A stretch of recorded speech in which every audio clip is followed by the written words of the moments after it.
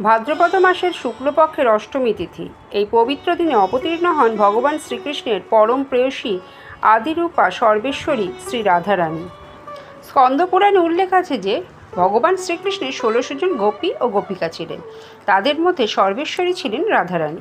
লোককথা অনুসারে বৃন্দাবনের বার্সানায় রাজা বৃষভানু ও তার স্ত্রী কীর্তিদা পুকুরে সোনার পদ্মফুলে শিশুরূপে রাধারানীকে পান, তবে তার আঁখি পল্লব তখনও অমিলিত ছিল। কথিত আছে, স্বয়ং শ্রীকৃষ্ণ যখন প্রথম তার সম্মুখে আবির্ভূত হন তখনই রাধারানী পৃথিবী দর্শনের জন্য চোখ মেলেন, যেন কৃষ্ণ তার জন্মের কারণ এবং কৃষ্ণ প্রেমই তার জীবনের শ্বাস।